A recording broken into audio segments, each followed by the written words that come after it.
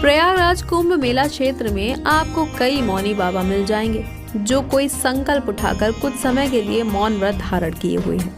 लेकिन इस कुंभ में एक ऐसे बाबा भी मौजूद हैं जो आजीवन के लिए मौन हो गए हैं, यानी उन्होंने पूरे जीवन के लिए मौन व्रत उठा लिया है।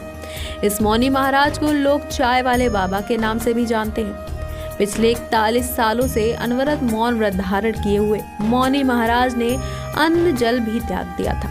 वे केवल चाय पर जिंदा है, यानी दिन भर की लगभग 10 चाय पर उनका शरीर चलता है। मौनी महाराज का असली नाम दिनेश स्वरूप ब्रह्मचारी है। वो प्रतापगढ़ के चिलबिला में शिव शक्ति बजरंग धाम से आए हैं। मौनी महाराज चाय के शौकीन हैं। इतना ही नहीं, उनके पास आने वाले भक्तों को भी वे प्रसाद में चाय ही पिलाते हैं। चाय के अलावा मौनी महाराज को तेज रफ्तार बाइक चलाने का भी शौक है। हाईवे पर उनकी बाइक की रफ्तार 100 से कम नहीं होती है। यही वजह है कि वे 45 मिनट में प्रतापगढ़ से प्रयागराज यह अपनी बाइक से कुंभ मेला क्षेत्र में पहुंचे हैं। मौनी महाराज शिक्षकों के परिवार से हैं। उन्होंने बायोलॉजी से बीएससी किया है। उनके पिता प्राचार्य थे, जिनकी मृत्यु के बाद उन्हें शिक्षा विभाग में नियुक्ति भी मिली थी। लेकिन अब तक बाबा के हृदय में ईश्वर भक्ति की अलग जल चुकी थी।